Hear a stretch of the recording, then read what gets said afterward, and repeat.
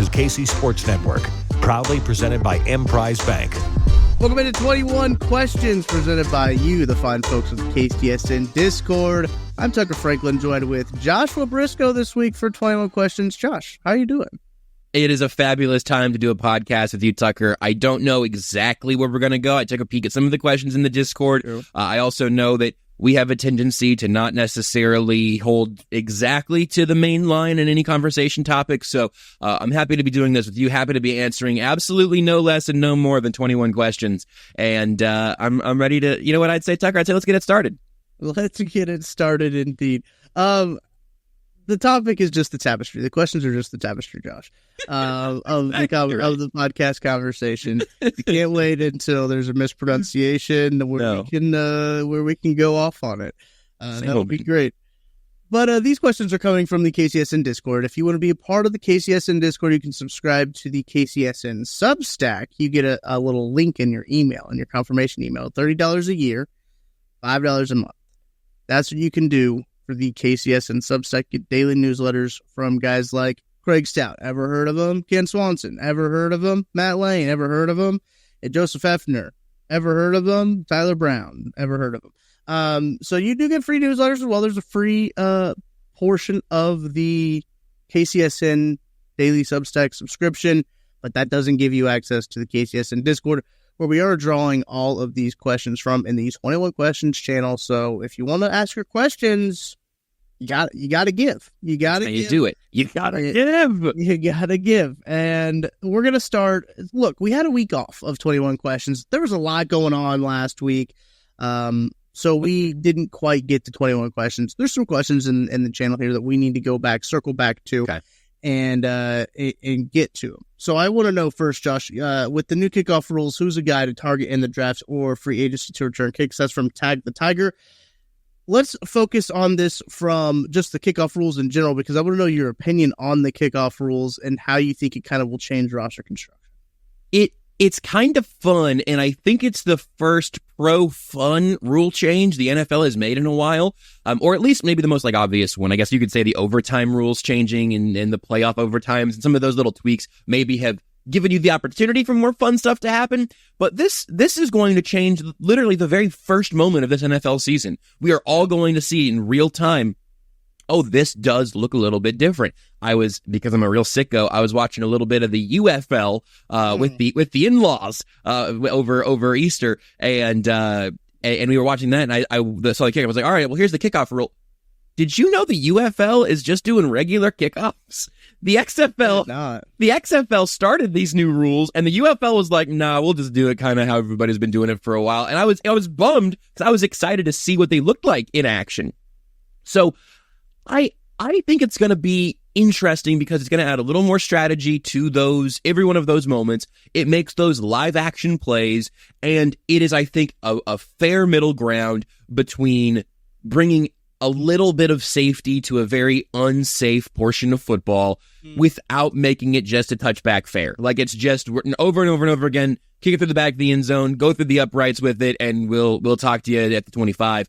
Now, the different zones and stuff are going to have a little bit of a learning curve. We're all going to figure it out. And I think, by and large, as long as NFL teams figure it out, we're just going to be able to sit back and watch more exciting plays at every kickoff now, which is really fun.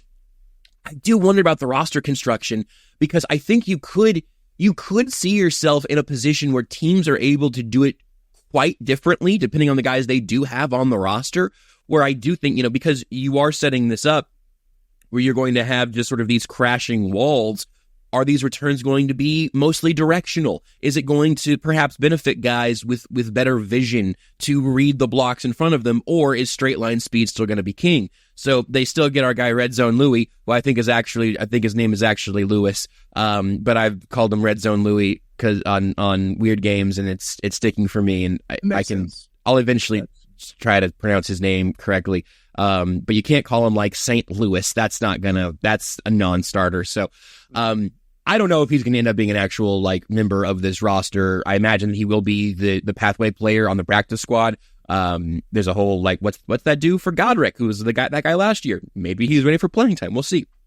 But I have always, to go back to kind of the initial question about player names, free agency's kind of come and gone, and Cordero Patterson got signed like 5 minutes after this rule passed, which is kind of funny. Yeah. I've always had a problem quitting Kadarius Toney, and I was finally out last year, like at the end of the playoff run and all the stuff that happened there, the Buffalo game, obviously, like I was finally clean. I had finally kicked the Kadarius Toney habit.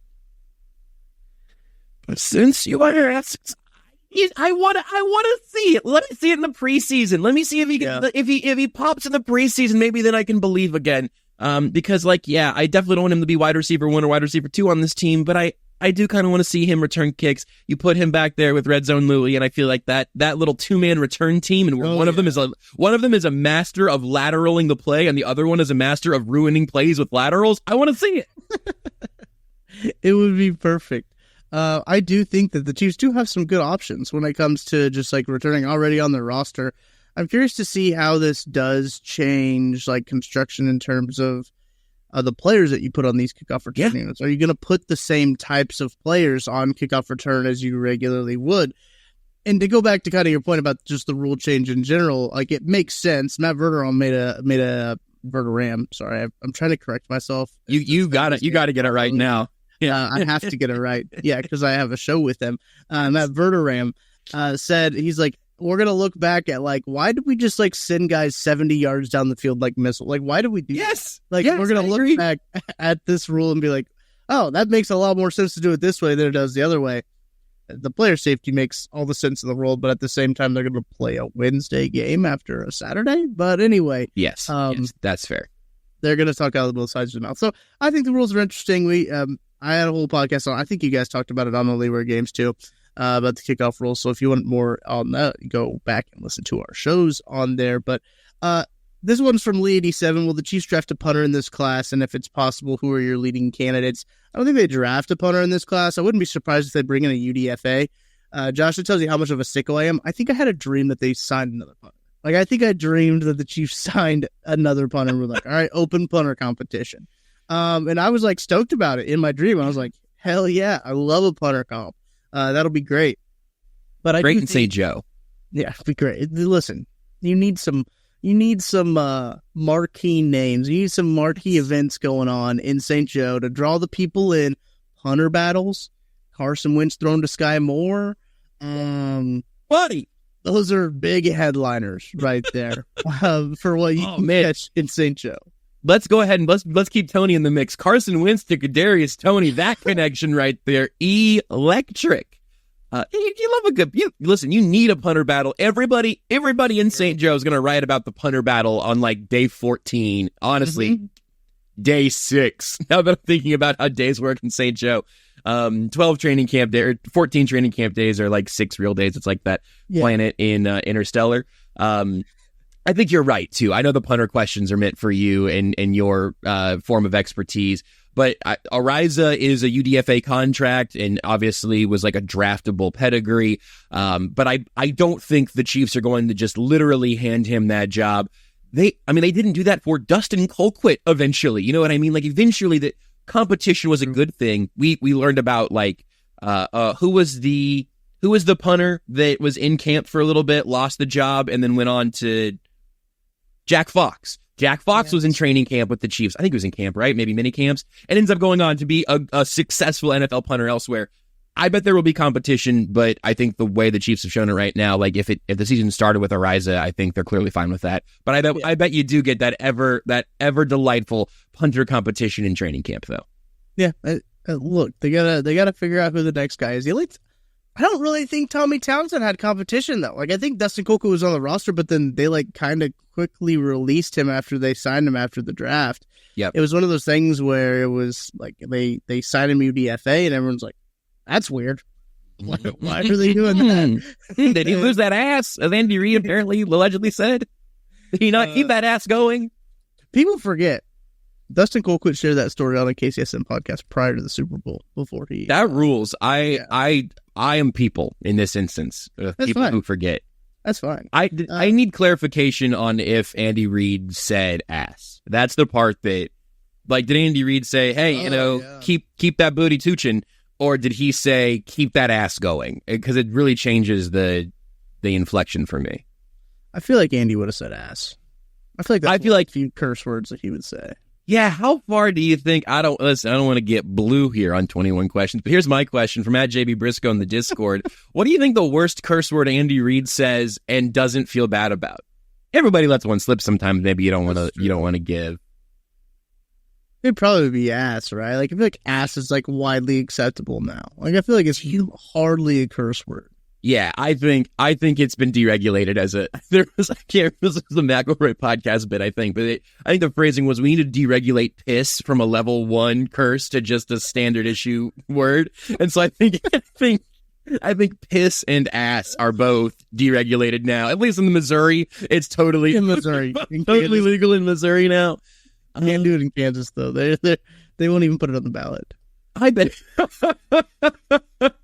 you can bet on if you want to if Right. piss or ass will be deregulated. I wonder. Boy, that clip, that one might make it, won't it?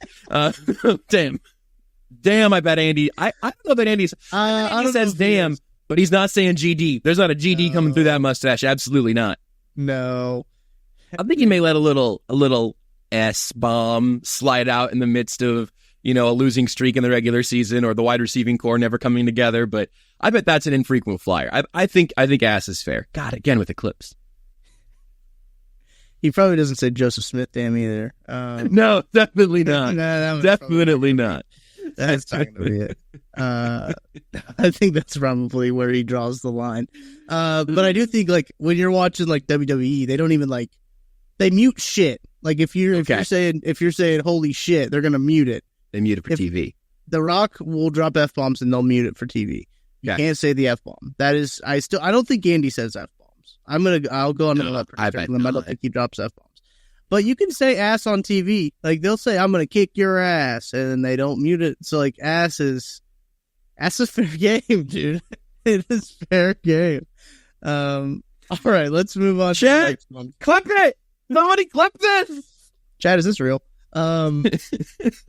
Rugby Fox asks, what current rugby player? Hey, that kind of works. Shout out Rugby Fox. What current rugby player would make the biggest impact in the NFL?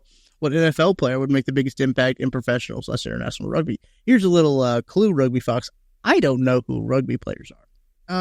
I don't know. And not for lack of interest or I guess for lack of trying, not for lack of it being impressive. I got a lot of sports on my plate already. How about I can give you an Aussie rules football anecdote, I guess, is that twice when Renee and I were on our honeymoon, 2 different times, we met Australians.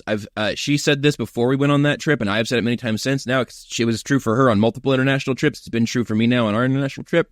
Never met an uncool Australian. 100% success rate on Australians being a great hang. But so we talked about that a couple of times, and in both instances, I was like, yeah, I watch and talk about American football, and then they talked about their whole deal, and one of them was a fan of a team called the Broncos, and I was like, unfortunately, I can't do that for American football-based reasons, but so I couldn't name a rugby player, and that kind of bums me out because I feel like that could be, I did mention that I watched a little UFL over the weekend. I spent a little bit of Easter kind of watching UFL football. I could probably learn about rugby. Oh, yeah. Is Travis Kelce an easy answer just because we've seen him lateral the football well beyond the line of scrimmage? He's at an age now where I don't know, his speed is not there. So maybe a younger Travis Kelce. I don't know what the timeline of a rugby star is. I don't know if you've got 10 years for the elite guys or if your physical traits need to carry you that far. Yeah. I'm not 100% sure. I was just looking up top rugby players. I just clicked on the first article. It said top 10 rugby players in the world. And this is my good research. Antoine Dupont from France is there's no way that you pronounce it the way I just pronounced it. Andre Dupont, I think, probably. That probably is how he needs no introduction. I think he does for this one, actually. For us. Not only can he display his skills on a 15 stage, but he also started his career on sevens with a bang. I don't know, Josh, if you know the difference. Rugby sevens is super fun to watch, but they play on the same size field. So imagine 8-man football taking place on a regular-sized football field. Sounds rad. Lots of scoring. It's fun. So here's a little anecdote about me, little Tucker lore here. I played rugby in college for a week. I think I've heard some amount of this because it would have overlapped with the almost entirely sports experience somewhere in there, right? Okay. Yeah, so I played for a week, and I said, it's just too hard. It's too hard. That's too much running. It's too much hitting with no pads on. I can't do that. So it's like the worst part of soccer with the worst part of football.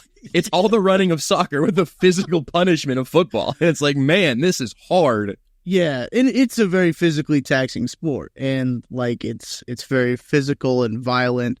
I have two answers. I have two answers that have come to mind now for Chiefs who may be elite rugby players in another life. I had a one just in the NFL, Jordan Mailata, but like because he played rugby. Yeah, that's fair. That's cheating. But yeah, tackling Isaiah Pacheco without pads. Wow, that's my question. That's my question. I don't know if he's doing it differently than the rugby dudes because he's doing it a little bit differently than the NFL dudes. But who's tackling Isaiah Pacheco? You don't really juke all that much in rugby, though. That's the thing about what I've noticed a lot about rugby. You're not like juking around and trying to like run away from people like running behind the line. Like you are going straight line, point A to point B. And if you get hit, you get hit. You go down and you give the ball to somebody. Like that's the thing about it. But I think that it's a wild sport. I'm gonna be really interested to see how Louis Rees-Sammet does in football. I think he'll be a good running back. If you just like watch the clips, you're just like, okay, I think that can translate. But we'll see how he gets when he puts the pads on and everything like that, because that's going to be a whole different game. It like literally a different game and a fun test because of all the times that we've been like, oh, but imagine Usain Bolt suiting up. Like, nah, man, it's not like that's different speed, but that speed's not going to matter if you get jammed to the line of scrimmage. Like it seems like LRZ, which is my new plan. It seems like he has the skill set that you would want to have, but he's not running NFL routes. So can he do that? Why was his vertical so bad? I don't know if that was like a weird testing thing or if he doesn't have that like immediate explosion. I don't know. We're talking about a rugby player on April 2nd, 3rd, whenever they're listening to this. Who cares? He could be. 2nd, I think. That's the power of podcasting. You could be listening April Fools. Freaking June, dude. Yeah, I guess. And honestly, you might be. Yeah. Depending on how June goes. June's tough. June is a tough month. Yeah, I don't know if like they train for verticals over there. I don't know if they right. So like that could be a thing where he's like, how do I do this? Which is kind of great. I think he had a 29-inch vertical. My vertical was 25.5 when we tested at the combine. So just like think about that for a little bit. That doesn't make a lot of sense. Yeah, it really doesn't. But like also in rugby, Matty Lane made this point. If you jump, like you're getting crushed. Like right. You don't jump in rugby. Like if you do, you're getting picked up by somebody to put you up in the air. That's a good. Wow, interesting. What's his vertical and somebody else is holding him? Good question. Things that we need answers to. All right. You know what, Josh? Let's take a break. I was going to get to another question, but I think we've earned a break. We're going to take a break. We'll be back right after this. We appreciate you supporting KC Sports Network by listening to our podcast. You have helped us become the highest-ranked Chiefs podcast network in 2022 and 2023. And don't forget about our daily Substack newsletter, the best written analysis you can find on the Chiefs straight to your inbox every day. kcsn.substack.com. Hey, can we play a game? Yeah, let's play a game. All right, so this isn't a question, but my question was, can we play a game? I've seen this show up on TikToks and stuff. And I feel like you and I are a great duo to play this. Okay. I'm going to think it's a different version of a game you've played already. So this is new for you, but I'm guessing you may have seen it. I'm going to think of a thing, and then you are going to say a thing. And then I'm going to score on a scale of 1 to 100 of how close you are to that thing. And then you're going to continue getting closer and closer and closer, ideally, until we get it. And then I'll let you know. So I have the word in my head of what it is that I'm thinking of. Start us off. Is it like a noun? An object? Yeah. I need a category here. Yeah, it's an item. Oh, okay, so an item, a physical item. It's a physical, yeah. Okay, I'm going to go with a pencil. 24. Oh, wow. Okay. Microphone? 92. Wow. Yeah, I should have changed some things. Holy cow. We're too good at this. Headphones? 99. Oh my gosh. What is closer than headphones? To microphone is 92. 99. 99. Earbuds? 99 and a half. Oh my gosh. 99.9. What is item that is 99.9 repeating, honestly. You couldn't be closer and not have said it yet. I'm so confused. No, you're so close. You're so there. You're so there. Headphones are a 99.9. But think about maybe just honing that in. Speakers? 80, 90, 98. Wow. What was your 99.999? You said earbuds? Earbuds. Yeah. Yeah, 99.9 repeating. What? Yeah, so close, but not quite it. Like maybe more specific. Like sound? Well, no. Not that 92. Not that specific. So close. Tucker, so close to earbuds. I can't think of anything close to earbuds. In fact, you know what, Tucker? Earbuds is actually 101. You need to take something away. Oh, ear? To get it to 100. What? Your ear? No. 15. No. Wait, so buds. That's what it is. No. Well, if you just took away like one component of cord. earbuds. Ooh, so cord 0. But what does that tell us? It's this thing. No. You have earbuds and you've taken away the cord. Yeah. So we're going to get to 100 because you've taken earbuds.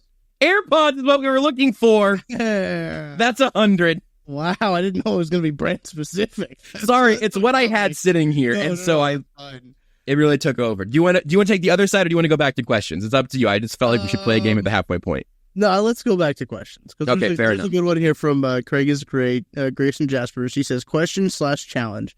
Josh, can you trick Seth into asking what a matter baby is? And we're safe here because we know Seth's not listening to this. No chance. So we're good. Do you think you can get Seth to the matter baby? I'm going to write it down on my sheet here. Matter baby, and I will try. So maybe I just need to say, Tucker and I were doing 21 questions, and one of the questions was about Matter Baby. Seth, what are your thoughts on Matter Baby? I think that here's the thing is, if you figured this out, obviously, from the break game, from the breaks gambit, but you can't let him know that a bid is coming. It's gotta be a stealth job. Mm-hmm. So I've written down Matter Baby. I will try. So is the hope that he says, "What's a matter, baby?" And I go, nothing. Hungry. Yes, I think that is the whittle weepy. What is actually the funniest thing is there was a wide receiver a couple draft classes ago. His first name was Josh. His last name was a matter baby. So get out. Yeah, Josh a matter baby is what his name was, from Illinois. Holy no! I remember him. That's how you pronounce his name. Yeah. Mm-hmm. That's crazy. I don't think I've said his name out loud ever. Yeah, it's one of those ones that you like. Josh from Illinois is what you say. Illinois Josh. Illinois Josh. But I think he had a brother as well that had maybe a little bit more NFL success than he did. But I think dude, like Googling his name is hard. Yeah. Yeah, it started with an I. This is who I was thinking of. I had no idea it was pronounced a matter baby. Now that I'm looking at it, it sure is. Uh-huh. No, it's he tested really well at the combine, did well for himself. I was really high on him as a 7th round pick, but he was UDFA. went to Jacksonville, and just kind of retired from football. Is doing other things now. So that was one of my first draft crushes, Josh from Outer Bay. I remember that. I think the draft guide was high on him, I think. How couldn't you be? How couldn't you be? But that is that's what I think of when I see Matter Baby. Another question from Grayson here. He just went ahead and unloaded the clip in the Discord. Shout out Grayson. What is it like doing a sub 60-minute pod, Josh? I guess I'll let you know in about 20. It was, dude. So you were at Royals opening day on Thursday. Yep. It seemed Jordan Foote was producing. Shout out Jordan. Yes. It was me and Seth, just us, because Nate was in Disney. I think we did an hour and 10 minutes. How did that? Why did that? And we didn't get to off-season lessons. On March 30th, I don't know. by the way. Say again. On March 31st. Yeah. Right? End of March. Yeah. Well, not yeah. But it was close enough. There's something. We did the March. Something like that. Honestly, I just think my brain is never fully, at least to this point, hasn't recovered from radio, where it's just like I can literally part of my like skill set is that I can just do this for as long as necessary by and large. And so I think I've lost my breaks. Not my ability to throw to them, but just my ability to actually use them. So I'm going to try to rebuild that tolerance up and maybe go under an hour someday soon. We'll see. I don't know if you guys have. I think you might have had one. I think you might have had one. It's in the deep, deep minority of Only Weird Games episodes. It is a short list of sub-hour eps. It's very rare. Jordan had texted me. He's like, he sent me the notes, and he's like, "Yeah, it really went that long." And I said, "That's light work, man. Like that's light work." I don't know. I was like, we were talking about Lad McConkey for 30 minutes of it.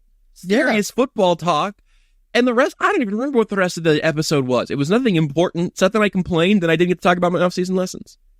Anybody in the Discord ask for what my off-season lessons are? Because I'd love to dip into that. But if they didn't ask, I can't answer it. No, nobody asked. So sadly, we cannot know your off-season lessons. All right, week 4. We'll get it by the regular season, maybe. Mike Veach to Veach. This is Mike Denny. He asked us, "You won the Masters last year. What's being served at your Champions dinner?" You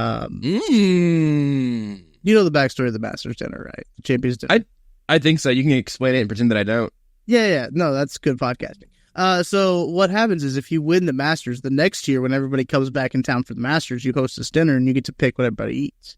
Excellent. I love that. So great strategy, by the way. We should do it for more things like that. I don't know what other events you would have that require a dinner like that, but we should do it for more things. What are you choosing to be served?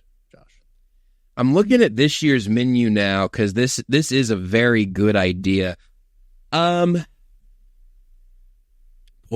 the closest that I've gotten to this was picking wedding food, but that was so practically influenced too that like you had to get it right for a lot of people. But I do think I'm gonna have an appetizer round of maybe some street tacos. That's straight from the wedding playlist there, the wedding menu. Ooh, yeah. I'm gonna do little chips and queso and guac, kind of little light Mexican course, and then we're going heavy Mediterranean. We're going gyros, we're going kebabs, we're going with a little, maybe there's a little goat in there, little kaffa, I think is what it was. I had one of those. I've mentioned that I went to Europe twice now in this episode, so that's becoming my whole personality almost a year later. But I really found out how much I absolutely massively love almost all Greek food while not being an olive guy, which is weird. That's my own. I don't get I love pickles. I love pickled stuff, and I love Mediterranean food, but olives aren't my thing. I don't know why. I'm not a picky eater. Olives are not my friend. But I think we're going with almost like Mexican tapas in the appetizer round, Greek in the middle, maybe some little, again, some gyros and kebab sort of situations there. And then I think I might dip back into I'm going to go, this is for me, this is my choice. I'm going to go with a absolutely indulgent array of cheesecake bites for the desserts. Everyone's going to get, 3 or maybe get 4 little individual different bites of different flavors of cheesecake. That's my menu. What's your menu? I was just looking at some of the historical menus. Yeah, talk to me about those. They are very funny. My favorite one is Zach Johnson in 2008 had Iowa beef and Florida shrimp. That was his menu. Phil Mickelson, 2007, barbecue ribs, chicken, sausage, and pulled pork with coleslaw. Good stuff, Good stuff. I've seen a lot of burgers. I think by the time Tiger Woods got around to winning it a few times, he was just like, all right, porterhouse steak and chicken with a sushi appetizer. Ooh, Which I think is a very interesting combo. Interesting. But I think I would go with Tiger on like porterhouse steak. Like, I think a good, nice steak dinner with some mashed potatoes, some good maybe asparagus. I like asparagus on the side with my steak. That would be really good. Wow, this guy had elk, wild boar, and Arctic char with a Canadian beer. That sounds pretty good. Dustin Johnson's menu here: appetizers, pigs in a blanket, and lobster and corn fritters. Then a house salad or Caesar salad. Big Caesar salad, guys, so I'll take that, please. Mashed potatoes and spring vegetables, filet mignon and miso marinated sea bass, then peach cobbler and apple pie with vanilla ice cream. Dustin Johnson did it right. Yeah, Dustin Johnson did kind of kill that. I'm looking at Tiger Woods' one for 2020. An Augusta roll of tempura shrimp, spicy tuna, avocado, eel sauce, tempura flakes, pickled ginger, wasabi, and soy to start. The main course of prime steak and chicken fajitas, grilled vegetables, refried beans, Mexican rice, pico. There we go. Yeah, I mean, and a trio of desserts. Flan? Is that how you say it? Flan, I think they have a typo here because they put fan. And sure. Well, hold on. Let me scroll back up to that one. I think we're looking at the same article. Must be. No, but like phenomenal choices. I do love the guys that are just like, yeah, let's just have burgers, I guess, because they don't want to think about it. There's some good stuff. I mean, Brian Crenshaw, 1996, Texas barbecue. Nick Faldo in 97, fish and chips, tomato soup. I think if I was thinking about it from a like cultural relevance standpoint, I do think we'd have to do like a burn-ins situation somewhere in there to represent for our particular culture. Seeing Jordan Spieth go so Texas barbecue-y there. So maybe I go Mediterranean appetizers and then a Kansas City barbecue main. I stand by my cheesecake. And then just handfuls of York peppermint patties, because most people don't seem to really like them, and I'd absolutely chow down on those suckers. So I do like those. Those are good. This was a great question. It was. Shout out Mike Denny for this. Masters just coming up around the corner, so we got to be ready for it. Got to be prepared for it. Adam Scott had a strawberry and passion fruit pavlova for dessert. Tucker, I had a pavlova when I was in Europe, and so let's read the next question. Okay. We got time for one more question because I think we're going to spend some time on this one. Yeah. How fast does Carson Wentz win the starting job, Josh? He already has it. Yesterday. It's already happened. It should be so presumptuous to think that Carson Wentz isn't coming in to compete for the starting job. That's a Mahomes winning quarterback. Yes, you think an MVP candidate for a seasoned quarterback. You think Patrick Mahomes got this far by assuming the jobs are going to be handed to him? Hell no. No. I think that there's a chance that we're watching Patrick Mahomes throw to Sky Moore in Kadarius Toney this year in training camp. Which actually still might be the case. Yeah, probably actually still going to be. Depending on a few things and what the roster looks like. Yeah. But is this a safe space? Yeah, go ahead. I kind of love it a little bit. Oh, yeah. I kind of love it a little bit. He is by far the most talented backup, and I mean it's late in his career enough that like his talent is held back by age and injuries. But if he only has to play 2 games, hopefully those things don't really bark up as much. He's the most dynamic, most talented, most interesting backup Mahomes has had. And also, you look at any locker room he's ever been in, that personality is infectious, as is many other things about him. So it's a little bit of a weird fit, but I like it from a talent standpoint, and clearly they were interested in him last year, so they must think that they're going to be able to make all that work. It's really interesting because we have the breaking news team. we were on the Yes. case last night with So the glad Carson you Wentz missed it. signing 1-year deal. This Craig Stout pointed this out, and I didn't think about this. And I think that maybe we all have a different memory of Carson Wentz, that we think he's like such an old quarterback. But this is going to be like the youngest backup quarterback the Chiefs have had since Patrick Mahomes became the starter. A great point. A fabulous point. Which is why he's 31 years old.